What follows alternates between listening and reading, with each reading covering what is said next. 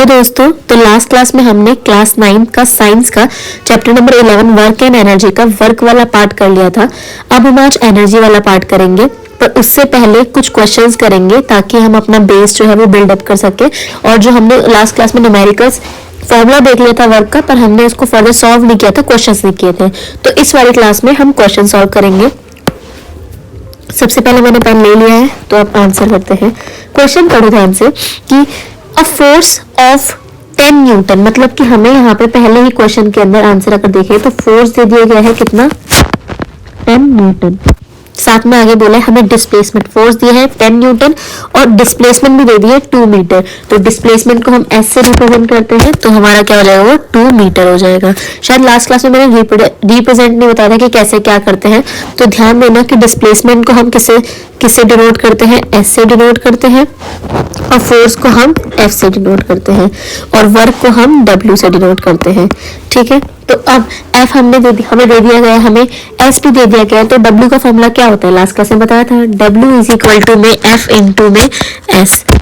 F कितना है, 10 into में 2, तो हमारा वर्क कितना आ जाएगा, 20 न्यूटन मीटर, या फिर आप कह लो जूल। जी, मैंने बताया था कि वर्क की 2 एसआई यूनिट होती है, एक क्या होती है, एक जूल होती है, और जिसे हम जे से रिप्रेजेंट करते हैं, और एक क्या होती है, न्यूटन मीटर होती है। आप कोई सी भी लगा दो, सब दोनों ही सही है। ठीक है, और दूसरा क्वेश्चन आता है हमारा कि how much force is applied on the body when 150 joule of work, मतलब यहाँ पे हमें जूल दे रखा है, दैट मीन्स हमारा वर्क दे रखा है। तो हमें वर्क ऑलरेडी दे रखा है इस क्वेश्चन में, क्वेश्चन नंबर 2 में वर्क दे रखा है, कितना है वर्क हमारा, 150 जूल। उसके बाद बोला गया है ये जो बॉडी है वो डिस्प्लेस्ड हुई है कितने परसेंट, मतलब कितने डिस्टेंस, 10 मीटर दूर डिस्प्लेस हुई है। तो हमें यहाँ पे एस भी दे दिया गया कितना, 10 मीटर। तो अब ध्यान से देखो, वर्क का फॉर्मूला दोबारा लगाओ, क्या होता है, एफ इंटू में एस। ठीक है, बोला भी गया यहाँ पे फोर्स निकालना है आपको, तो डब्ल्यू दे रखा है 150, एफ नहीं दे रखा, रहने दो, एस के तो दे रखा है 10, ये इधर मल्टीप्लाई का धरा के डिवाइड का हो जाएगा, तो 150 डिवाइड में 10 कितना आ जाएगा, एफ हमारा 0 से 0 कट गया, तो हमारा एफ आ गया 15 न्यूटन। याद रखो मैंने फोर्स की एसआई यूनिट बताई थी कि न्यूटन होती है, लेकिन न्यूटन मेरे से खोजा था, तो इसकी एसआई यूनिट भी क्या है, Newton. Ability of doing work, किसी कार्य करने की क्षमता जो होती है, जो हम काम करते हैं उसकी जो क्षमता है, उसी को हम क्या कहते हैं, एनर्जी कहते हैं। जैसे एग्जांपल के लिए क्या, एक बच्चा है जिसका नाम चिंटू है, वो क्या कर रहा है, वो बैलेंस डाइट खा रहा है, तो उसमें से क्या होगा, उसके अंदर जो एनर्जी का लेवल होगा वो ज़्यादा होगा, तो वो ज़्यादा वर्क को सही से कर पाएगा। पर वही दूसरा एक बच्चा है जो मेल न्यूट्रिशन है उसके अंदर, ठीक है, वो ना बैलेंस डाइट खा पा रहा है, तो उसमें एनर्जी का लेवल क्या होगा, कम होगा, और वो काम भी सही से नहीं कर पा रहा होगा, मतलब दोनों की एफिशिएंसी में फ़र्क आ जाएगा। तो वही एनर्जी का मतलब क्या होता है कि एबिलिटी ऑफ डूइंग वर्क, जहाँ पे आप वर्क कैसे कर पा रहे हो, कितने अच्छे से कर पा रहे हो, कितनी एनर्जी लगा के कर पा रहे हो, तो उसी को हम क्या बोलते हैं, एनर्जी बोलते हैं।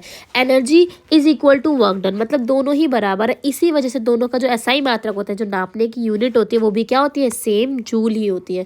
चाहे एनर्जी हो चाहे वर्क हो, दोनों को किस में नापा जाएगा, जूल में नापा जाएगा। इसीलिए एक joule of energy 1 joule of work के बराबर होती है, क्योंकि यहाँ पे दोनों ही क्या है, सेम है। अगर हम बात करें कि एनर्जी कितने टाइप्स की होती है, तो एनर्जी भैया बहुत सारे टाइप्स की होती है। जैसे हीट एनर्जी हो गया, ठीक है, केमिकल एनर्जी हो गया, थर्मल एनर्जी हो गया, न्यूक्लियर एनर्जी हो गया, या फिर मैकेनिकल एनर्जी हो गया। ये जो बाकी जो है ना, heat energy, chemical energy, thermal energy, ये सारी जो है वो हमारे सिलेबस के नहीं है। हमें बस एक पढ़नी है, कौन सी, मैकेनिकल एनर्जी। मैकेनिकल एनर्जी की बात करें तो वो फर्दर डिवाइड है 2 पार्ट्स में, काइनेटिक एनर्जी और पोटेंशियल एनर्जी। अब ये काइनेटिक एनर्जी क्या होता है, तो kinetic energy is energy proposed by an object due to motion. जहाँ पे मोशन आएगी वहाँ पे कौन सी एनर्जी आएगी, काइनेटिक एनर्जी आएगी। मतलब कि क्या बच्चा, जहाँ भी मोशन आएगी वहाँ पे काइनेटिक एनर्जी आएगी। इसके मैं 2-3 एग्जांपल दूँ तो देखना, जब कोई भागता हुआ जो एथलीट है, ठीक है, मतलब जो भागता हुआ एथलीट है वो क्या कर रहा है बच्चा, वो भाग के आ रहा है, तो उसके अंदर जब वो भाग के आ रहा होगा तो उसके अंदर क्या आएगी, मोशन आएगी। तो जहाँ जहाँ मोशन वहाँ पे काइनेटिक एनर्जी। एक है झरने का पानी, ठीक है, लिख देते हैं झरने का पानी, ठीक है, या वाटरफॉल कह लो। तो वाटरफॉल का जो पानी है वो ऊपर से नीचे गिर रहा है, तो उसके अंदर स्पीड आ रही है, ठीक है, तो उसको भी हम क्या कहेंगे, काइनेटिक एनर्जी कहेंगे। या फिर एक बॉलर है, बॉल है, वो स्पीड में बॉल आ रही है, उसको भी हम काइनेटिक एनर्जी के अंदर डालेंगे, ठीक है। और एग्जाम्पल है तो एथलीट है, वो भाग के आ रहा है, ठीक है, तो उसको भी हम एथलीट जो है उसको भी क्या कहेंगे, काइनेटिक एनर्जी, क्योंकि उसके अंदर जब वो भाग के आ रहा होगा तो बहुत ज़्यादा मोशन होगी, तो इस वजह से जो एनर्जी लगती है उसे हम क्या बोलेंगे, काइनेटिक एनर्जी बोलते हैं। सेम ऐसे ही अगर कार बस है वो भी बहुत तेज चल के आ रही है तो उसको वहाँ पर भी मोशन है उसके अंदर, तो हम क्या कहेंगे कि ये काइनेटिक एनर्जी है। तो ये सारे किसके एग्जाम्पल है, काइनेटिक एनर्जी के। पहले हम काइनेटिक एनर्जी करेंगे, उसके बाद हम पोटेंशियल एनर्जी पे जाएंगे। तो ध्यान देना, जहाँ जहाँ मोशन होंगी वहाँ वहाँ क्या होगा, काइनेटिक एनर्जी पाई जाएगी। अब यहाँ पे देखो मैंने बोला कि energy is equal to work, तो kinetic energy is also equal to work होगा, मतलब कि दो, अगर एनर्जी वर्क के बराबर है तो काइनेटिक एनर्जी भी तो एनर्जी का ही पार्ट है, तो वो भी वर्क के बराबर होगा। तो हाँ भैया, काइनेटिक एनर्जी भी वर्क के बराबर होता है। तो वर्क का तो हमने फॉर्मूला पढ़ा था दीदी, फोर्स इनटू में डिस्प्लेसमेंट पढ़ा था, तो क्या मैं काइनेटिक एनर्जी के बराबर फोर्स इनटू में डिस्प्लेसमेंट लगा सकती हूँ? हाँ भैया लगा दो, कोई दिक्कत नहीं। तो इन शॉर्ट हम फोर्स को एफ से डिनोट करते हैं और डिस्प्लेसमेंट को हम एस से डिनोट करते हैं। तो मैंने क्या किया, यहाँ पे काइनेटिक एनर्जी को एफ और एस से डिनोट कर दिया। ये तो स्टेटमेंट 1 आ गई। अब मैं ये पता क्या करूँ, मैं डेरिवेशन करवा रही हूँ कि कैसे एक फॉर्मूला बनता है काइनेटिक एनर्जी का, ठीक है। अब फोर्स का आपने अगर क्लास 9th में ही अगर पहले वाले चैप्टर के अंदर ऐसे 1 में पढ़ा होगा कि फोर्स का एक फॉर्मूला होता है, ठीक है, मोशंस का एक फॉर्मूला होता है मोशन वाले चैप्टर में, तो सेम यहाँ पे फोर्स का एक और फॉर्मूला होता है, क्या, मास इनटू में एक्सेलरेशन, ठीक है। तो यहाँ पे अगर मैं इसे शॉर्ट में लिखूँ तो मास को m लिख सकते हैं और एक्सेलरेशन को a लिख सकते हैं। तो फॉर्मूला क्या बन गया, फोर्स इज इक्वल टू में ma, ठीक है। अब इक्वेशन ऑफ मोशन याद करो, क्या थी, v की स्क्वायर माइनस u की स्क्वायर इज इक्वल टू में 2as था, ठीक है। तो कुछ नहीं करना, यहाँ पे हमें क्या चाहिए, देखो हमें f मिल गया, हमें फॉर्मूले में क्या था, f था और s था। f हमने यहाँ से निकाले, देखो m इंटू ए, ठीक है, f निकल गया, अब s भी तो निकालना होगा। तो s के लिए यहाँ पे देखो, s को यहीं पे रहने देते हैं, ये जो 2 है उसे हमने यहाँ पे डिवाइड में भेज दिया, तो यहाँ से हमारा s भी निकल गया, s की भी इक्वेशन आ गई। तो हमारे पास 2 इक्वेशन आ गई, जहाँ पे हमें एक में क्या दे दिया, f दे दिया, देखो एक में f दे दिया ये रहा, और एक में क्या दे दिया बच्चा, s दे दिया। तो अब कुछ नहीं करना, दोनों इक्वेशन फर्स्ट और इक्वेशन सेकंड को एक साथ ले आओ, एक साथ हमने रखा और यहाँ पे काइनेटिक एनर्जी रखा, तो इक्वेशन साथ में रखने पे f को क्या दे रखा है, देखो ध्यान से, m इंटू ए दे रखा है। तो हम क्या करेंगे, यहाँ पे f की जगह हमने, यहाँ मैंने एरो भी बना रखा है, f की जगह हमने क्या रख दिया, m इंटू ए रख दिया, ठीक है। और s की जगह क्या दे रखा है, अभी हमने निकाला, s की जगह क्या दे रखा है, v की स्क्वायर माइनस u की स्क्वायर अपॉन में 2, तो हमने वो रख दिया v की स्क्वायर माइनस u की स्क्वायर अपॉन में 2। अब ध्यान से देखो, a से a कैंसिल हो जाएगा, तो क्या बचेगा, ये m यहाँ पे सीधा उतर जाएगा, ठीक है, प्लस में v माइनस यू तो एज ए टीज उतर जाएगा, तो एज ए टीज उतर गया, अपॉन में 2 तो है ही भैया, ठीक है। अब देखो ध्यान से, अगर मान के चलो ये u और v है क्या, u का मतलब होता है बच्चा इनिशियल वेलोसिटी, इनिशियल वेलोसिटी मतलब जब आपने शुरू किया था चलना तो वो क्या था, और v मतलब होता है बच्चा फाइनल वेलोसिटी। एक बंदा है वो रेस्ट से चलना शुरू करता है, मतलब बैठा था फिर चलना शुरू करता है, तो उस केस में उसका इनिशियल वेलोसिटी क्या रहेगा, 0 रहेगा। तो यहाँ पे मैंने बताया कि इनिशियल पॉइंट जो है उसने रेस्ट से स्टार्ट किया है, तो उस केस में u क्या रहेगा बच्चा, 0 रहेगा। और अगर u 0 रहेगा तो आपको कुछ नहीं करना है, जहाँ पे u है वहाँ पे 0 पुट कर दो, जहाँ पे u था तो मैंने 0 पुट कर दिया, अगर 0 पुट कर दिया तो उसको इग्नोर ही कर दो। अब तो क्या बच गया, m इंटू में v की स्क्वायर अपॉन में 2 बच गया। ध्यान से देखो, अगर मैं एम वी को एक साथ ले लूँ और यहाँ कुछ नहीं तो मतलब 1/2 हो जाएगा, तो यहाँ पे क्या बचा, 1/2 mv की स्क्वायर। तो ये बन गया हमारा काइनेटिक एनर्जी का फॉर्मूला। आई होप आपको क्लियर हुआ होगा, अगर नहीं क्लियर तो इस वीडियो को दोबारा देखो, ये क्लियर हो जाएगा। यहाँ पे डेरिवेशन दे रखी है, समझाई है मैंने, ठीक है, पर अगर आप, ये इतना इंपॉर्टेंट नहीं है कि पेपर में डेरिवेशन करने के लिए है, पर आपको फॉर्मूला पता होना चाहिए, क्योंकि इसके बेसिस पे कुछ क्वेश्चन है जो मैंने यहाँ पे फर्दर दे रखे हैं। देखो ये मैं अभी करा दूँ, पर अभी मैं सोच रही हूँ कि पहले मैं पोटेंशियल एनर्जी बता दूँ, उसके बाद दोनों के साथ में क्वेश्चन करा दिए जाएंगे, ठीक है।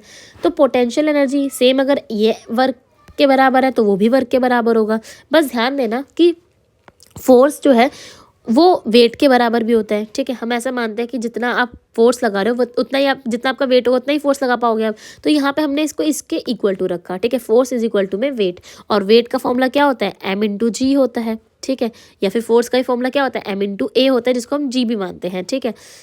तो अब देखो ध्यान से, स्मॉल जी का मतलब डेफिनेशन लिख लो बच्चा, डेफिनेशन इसका फुल फॉर्म लिख लो, ये है acceleration due to gravity, acceleration due to gravity. ठीक है, या तो यहाँ मैं साफ ये कहीं से शिफ्ट कर देती हूँ, इसको मैं उठा के कहीं और रख देती हूँ, ये दिक्कत कर रहा है, यहाँ पे रख देते हैं। ठीक है, acceleration due to gravity.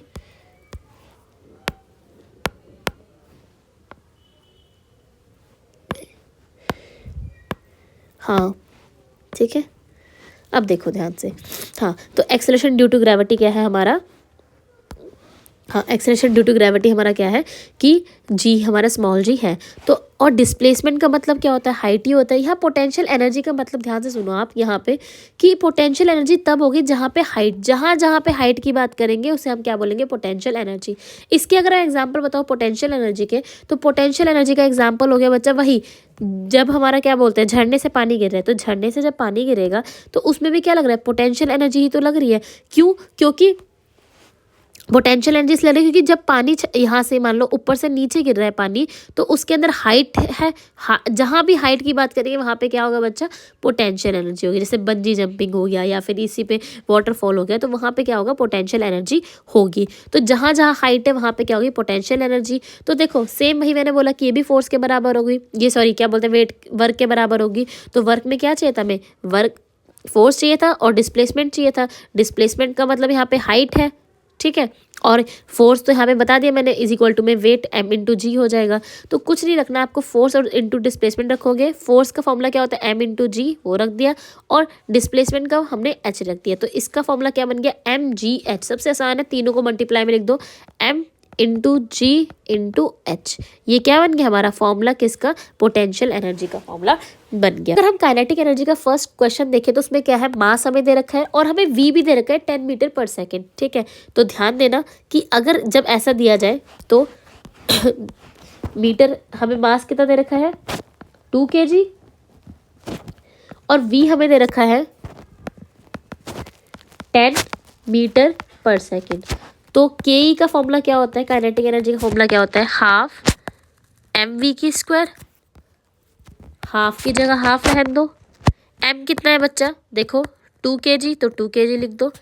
Into में वी कितना है? 10, पर स्क्वायर दे रखा है तो स्क्वायर कर दो। ठीक है, अब ध्यान से देखो, 2 से 2 कट रहा है, बचा क्या?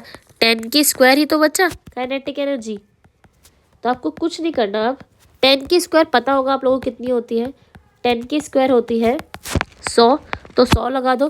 पर बच्चा जूल लगाना मत भूलना, क्योंकि ये एक ऐसा यूनिट है, अगर आप इसको नहीं लगाओगे तो आपके मार्क्स कट सकते हैं, तो इसीलिए इसको लगाना मत भूलना। ठीक है, तो ये हमने पहला क्वेश्चन करा इसका।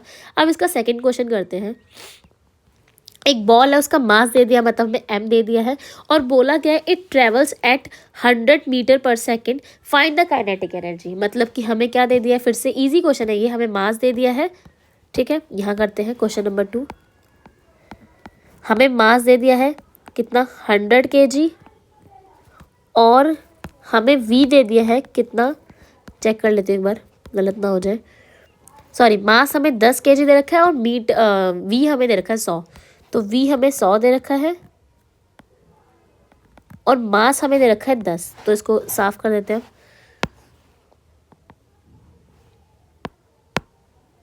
हाँ, मास हमें कितना दे, ये हमें 10 kg दे रखा है।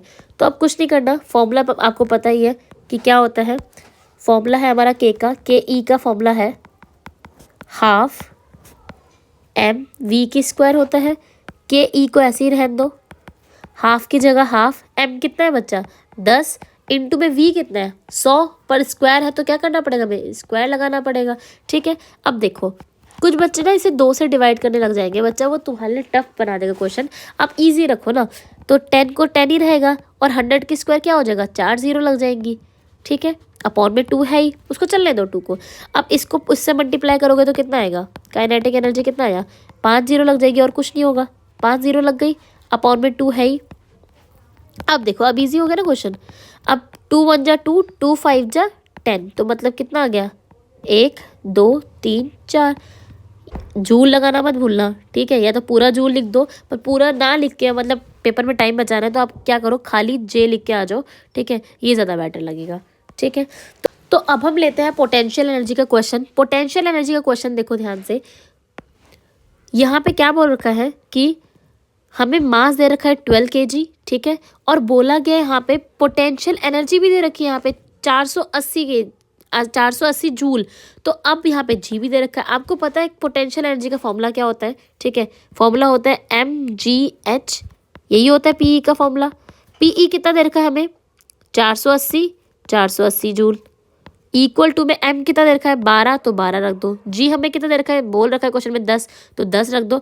h को ऐसे ही रहने दो। आप 12 को 10 से मल्टीप्लाई करोगे 120 हो जाएगा, इंटू h तो है ही यहाँ पे, और यहाँ 480 है। ये इधर मल्टीप्लाई में धरा के डिवाइड, तो 480 अपॉन में 120, तो डिस्प्लेसमेंट काटो इसे, 12 कम 12, 12 दूनी 24, 12 23 36, 12 चौक 48, मतलब h हमारा कितना आ गया 4। और याद रखना डिस्प्लेसमेंट जो होता है उसे हम किस में नापते हैं, मीटर में, तो ऐसा यूनिट क्या होगी, मीटर होगी। तो यहाँ पे मैंने आपको 2 काइनेटिक एनर्जी के और 1 पोटेंशियल एनर्जी का क्वेश्चन करवाया। अब हम फर्दर आगे बढ़ते हैं, ठीक है। आगे आता है law of conservation of energy. जैसे कि आपने क्लास 9th में ही चैप्टर 2 के अंदर पढ़ा था कि लॉ ऑफ कांस्टेंट प्रोपोर्शन या फिर law of conservation of mass, तो सेम यहाँ पे भी एक लॉ है जो कंजर्वेशन ऑफ एनर्जी है। इसका मतलब क्या है कि सेम वहीं पे जैसे पढ़ा था वही है यहाँ पे भी, कि mass neither can be created nor can be destroy, हमने वहाँ पे पढ़ा था। तो यहाँ पे भी हमने यही पढ़ेंगे कि energy neither can be created nor can be destroyed. Energy को भी आप ना कभी ख़त्म कर सकते हो ना कभी बना सकते हो, बस क्या कर सकते हो बच्चा, आप उसको एक फॉर्म से दूसरे फॉर्म के अंदर कन्वर्ट कर सकते हो, मतलब एक फॉर्म से दूसरे फॉर्म में कन्वर्ट कर सकते हो। इसीलिए जो एनर्जी होती है वो हमेशा कांस्टेंट होती है। अब देखो कैसे, ठीक है, बताते हैं कैसे। देखो जैसे मान के चलो एक झरना है या फिर एक बॉल है, ठीक है, बॉल का एग्जांपल लेते हैं। ये रही एक बॉल, ठीक है, ये पहले बॉल कहाँ थी, ऊपर छत पे थी।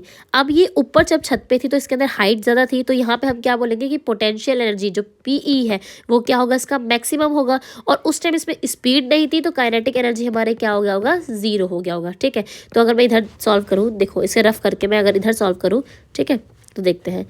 ये जब बॉल ऊपर थी तो बॉल में सबसे पहले क्या थी, हाइट पे थी ये बॉल, तो यहाँ पे पीई तो हमारा क्या रहेगा, यहाँ पे मैक्सिमम रहा होगा। और उस केस में हमारा जो काइनेटिक एनर्जी है वो क्या हुआ होगा, 0 हुआ होगा, मतलब मिनिमम या फिर 0 रहा होगा, ठीक है। पर ये बॉल क्या हुई, नीचे गिर गई, ठीक है। जब ये नीचे गिरी तो धीरे धीरे इसकी हाइट क्या होने लगी, कम होने लग गई। जब हाइट कम होगी, यहाँ पे इसकी हाइट जो है वो कम होने लग गई, तो पोटेंशियल एनर्जी क्या होगी, वो कम हो जाएगी। और जो काइनेटिक एनर्जी बढ़ जाएगी, काइनेटिक एनर्जी बढ़ क्यों गई, क्योंकि यहाँ पे इसकी मोशन बढ़ गई। ध्यान से देखो, जब वो नीचे गिरेगी तो वो तेज बहाव करेगी, मतलब तेज चलेगी, तो उस केस में हमारी क्या हो जाएगी, काइनेटिक एनर्जी बढ़ जाएगी और पोटेंशियल एनर्जी कम होने लग जाएगी। और सेम जब वो बॉल नीचे आ जाएगी तो उस केस में क्या होगा, जब बॉल पूरी नीचे आ गई तो वहाँ पे पोटेंशियल एनर्जी बिल्कुल खत्म हो जाएगी, 0 हो जाएगी, और काइनेटिक एनर्जी क्या हो जाएगी उस टाइम पे, मैक्सिमम हो जाएगी, जब दीवार पे आने वाली, मतलब नीचे ज़मीन पे बॉल आने वाली है उससे पहले, ठीक है। तो हमें यहाँ पे क्या समझ आया कि जो दोनों केस में क्या हो रहा है, अगर पोटेंशियल एनर्जी 0 है तो काइनेटिक एनर्जी कुछ ना कुछ रहेगी, और अगर काइनेटिक एनर्जी 0 है तो पोटेंशियल एनर्जी कुछ ना कुछ रहेगी। तो इससे हमें समझ आया कि ये दोनों ही क्या है, कांस्टेंट है। तो इस केस में अगर हमें ये समझ आ ही गया है तो हम क्या ये लिख सकते हैं कि पोटेंशियल एनर्जी प्लस में kinetic energy is always to constant, क्योंकि भैया हमने अभी देखा कि ये क्या है, कांस्टेंट है, क्योंकि अगर एक बढ़ेगा दूसरा कम होगा, दूसरा पहला वाला है वो कम ज़्यादा होगा। तो इस वजह से हम बोल रहे हैं कि तो एनर्जी है वो कभी भी बन नहीं सकती, ना ही ख़त्म हो सकती, बस वो एक फॉर्म से दूसरे फॉर्म में ट्रांसफ़र हो सकती है, ठीक है। तो अब आया पावर क्या होती है। पावर का मतलब है बच्चा कि रेट ऑफ डूइंग वर्क, आप किस रेट से काम कर रहे हो तो उसी को हम बोलते हैं पावर। जैसे मान लो एक बच्चा है, वो क्या कर रहा है, वो कहीं एक जो लाइन है वहाँ पे 5 मिनट में पहुँच जा रहा है, ठीक है, 5 मिनट में भाग भाग के 5 मिनट में पहुँच गया। दूसरा बच्चा क्या है, वो 10 मिनट में पहुँच रहा है। तो यहाँ पे क्या है कि पावर की बात कर रहे हैं सेम। और अगर मैं बात करूँ तो ये किसी चीज़ को धक्का दे रहा है, ये जल्दी पहुँच गया, ये देर पहुँचा, तो इसका मतलब कि क्या है, यहाँ पे पावर की कमी है। तो पावर कैसे जज की जाती है, जब आपका वर्क डन और टाइम देखें। जैसे यहाँ पे हम देखते हो ना कि इसने कितना काम कितने देर में किया है, यहाँ पे भी हमने यही देखा कि उसने कितना काम कितने देर में किया है, तो उसी को हम क्या बोलते हैं, पावर बोलते हैं। पावर का फॉर्मूला क्या होता है कि आपने जितना काम किया अपॉन में टाइम, इसको मैं शॉर्ट में P = में W/T भी करके दिखा सकती हूँ, ठीक है। अब देखो ऐसा यूनिट क्या होगी पावर की, वर्क की ऐसा यूनिट जूल होती है। सेम टाइम की ऐसा यूनिट क्या होता है, टाइम किस में नापते हैं हम, सेकंड में नापते हैं। तो अगर मैं बात करूँ कि पावर की ऐसा यूनिट क्या होगी, तो जूल पर सेकंड हो जाएगी। ठीक है, जो यहाँ पे मैंने मेंशन भी कर रखा है। ठीक, इसके एक और ऐसा यूनिट होती है वॉट। ठीक है, तो दोनों ऐसा यूनिट याद रखनी है। अगर पेपर में पूछ ले कि क्या ऐसा यूनिट है तो आपको वॉट बतानी है। वैसे अगर आप क्वेश्चन के अंदर जूल पर सेकंड भी लिख दोगे तो गलत नहीं करेगी कोई। ठीक है, तो कमर्शियल ऐसा यूनिट क्या होती है, तो कमर्शियल ऐसा यूनिट जो होती है वो होती है किलोवाट आवर, क्योंकि कमर्शियल का मतलब है कि हम बड़े पर्पस पे ज़्यादा यूज़ कर रहे हैं इलेक्ट्रिसिटी एनर्जी का। तो उस केस में जो हमारी ऐसा यूनिट होती है वो क्या होती है, किलोवाट आवर होती है। इसका निकालने का फॉर्मूला क्या है, आप पावर को मल्टीप्लाई कर दो टाइम से तो एनर्जी आपकी निकल जाएगी। ठीक है, या फिर आप जितना यूज़ करें वो निकल जाएगा। किलोवाट आवर जो है इसे निकालने का तरीका, अगर आप इसे कभी वॉट मतलब जूल में चेंज करना चाहते हो तो कैसे करोगे। आपको पता है 1 किलो में कितने वॉट होते हैं, 1000 वॉट होते हैं। ठीक है, और 1 घंटे में कितने सेकंड्स होते हैं, 3600 होते हैं। कुछ नहीं करना आपको, इन दोनों को मल्टीप्लाई करो। जब इन दोनों को मल्टीप्लाई किया कितना आया, 3600 और 3 0 ये आए। यहाँ पे 3 0 ये, 2 0 ये और 1 ये, तो यहाँ पे हम क्या लिख सकते हैं, 3.6 इंटू में 10 की पावर 6 जूल। तो अगर मैं बोलूँ कि अगर कभी आपको बोल दे कि आप किलोवाट को जूल में निकालो तो ये तरीका है निकालने का। यहाँ पे मैंने मेंशन भी कर रखा है कि 1 किलोवाट में कितने वाट होते हैं, 1000 होते हैं तो 1000 लिख दिया। एक घंटे में कितने सेकंड होते हैं, 3600 सेकंड्स होते हैं। तो मैंने अब 3600 निकाला कैसे, तो देखो भैया बच्चों को समझ आता कि 3600 आया कैसे। तो देखो ध्यान से, 1 घंटे के अंदर कितने मिनट होते हैं, आपने बताया 60 मिनट होते हैं। ठीक है, और 1 मिनट में कितने सेकंड्स होते हैं, तो 60 सेकंड्स होते हैं। अगर मैं इन दोनों को मल्टीप्लाई कर दूं तो कितना आएगा, 6 6 36 और 0 0, तो आ गया 3600 सेकंड 1 घंटे के अंदर। तो आपको ऐसे निकालना है। तो आई होप आपको ये चैप्टर यहाँ तक समझ आया होगा। अगर आपको कोई डाउट है या फिर अगर आपको कोई दिक्कत है तो आप कमेंट सेक्शन में बता सकते हैं, और अपने रिव्यूज़ दें कमेंट सेक्शन में कि कैसी वीडियो लगी आपको। साथ ही अपने दोस्तों को शेयर करें ताकि उनका भी भला हो जाए। तो जय हिंद, जय भारत।